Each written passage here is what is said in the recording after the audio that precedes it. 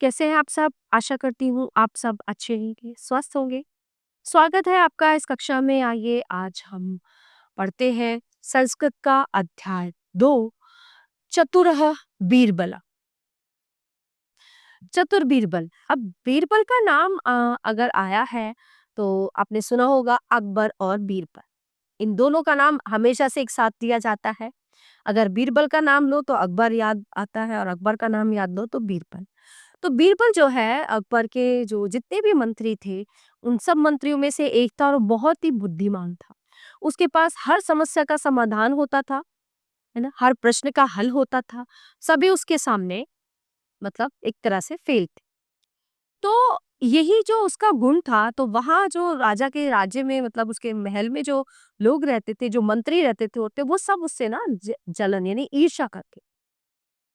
और उनकी इस ईर्ष्या को लेकर ही इस पाठ में कुछ दिया गया है कि कैसे वो ईर्ष्या करते हैं, कैसे वो राजा को भड़काते हैं कि बीरबल को हटा दो। तो चलिए शुरू करते हैं, क्या है इसमें? तो प्रस्तुत पाठ में अकबर बीरबल की प्रसिद्ध कहानी दी गई है। अस्ति अकबर भूपस्य बीरबलः नामना एक चतुरः अमात्य, है ना? जो है अकबर का राजा अकबर का बीरबल नाम का एक चतुर मंत्री था। अकबरस्य तस्मिन् नितरां नितरां प्रीति अन्ये तत् न सहन्ते अतः ते अकबराय तथा किमपि कथयन्ति येन सः बीरबलम् अमात्यपदात् अपनयति नूतनान् इच्छुकान् परीक्षते च। अकबरस्य क्लिष्टानां प्रश्नानाम् उत्तरप्रदाने सर्वे इच्छुकाः असमर्थाः जायन्ते तदा कश्चन प्रत्यहतान् सम्यक् उत्तरते। एक चतुर मंत्री था अकबर का। तो अकबर उसकी बहुत तारीफ करते थे और वो अकबर को बहुत प्रिय था, हमेशा अकबर के साथ रहता था।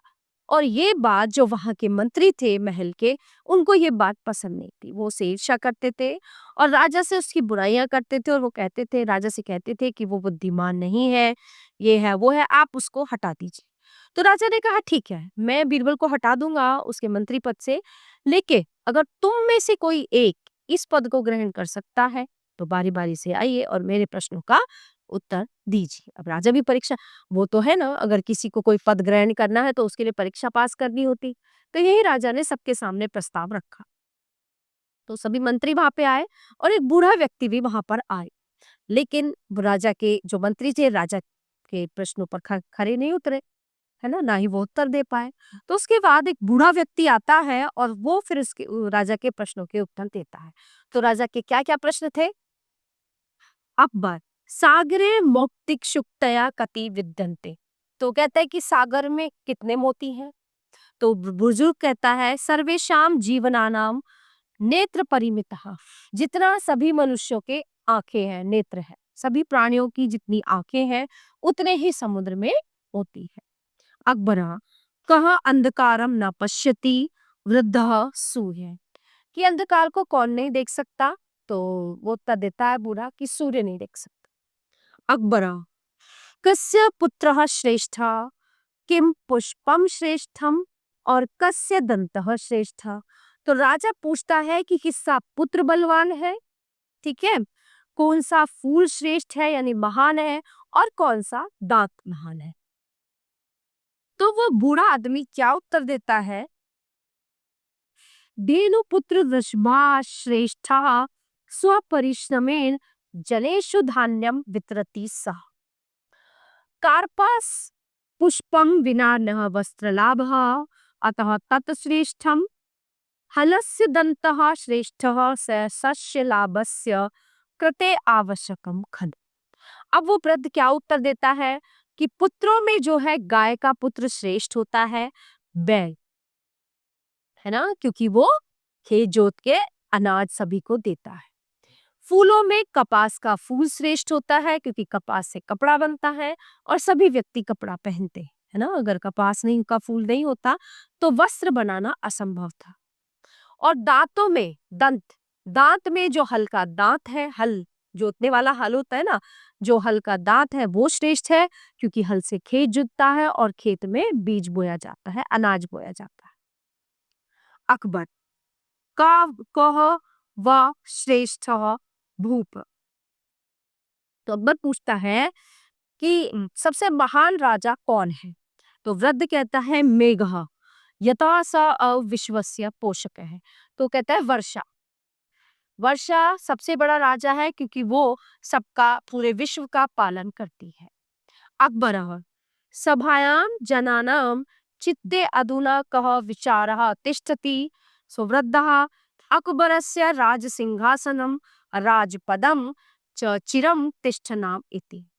तो अकबर कहते हैं कि जो सभा है, जितने भी सभा में लोग बैठे हैं, जो हमारी राज्यसभा है, उसमें लोगों के मन में क्या चल रहा है?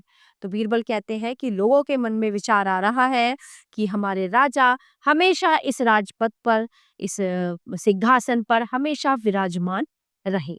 एतै उत्तरे प्रसन्नम भूत्वा अकबरः।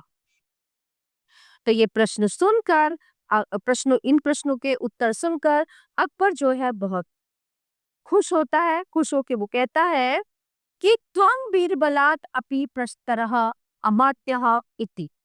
तो वो कहता है कि तुम तो बीरबल से भी श्रेष्ठ मंत्री हो, है ना? तो तम प्रशंसति तदा सः नाहं बीरबलात् प्रशस्तरः अस्मि। तो उसकी वो इस प्रकार प्रशंसा करता है।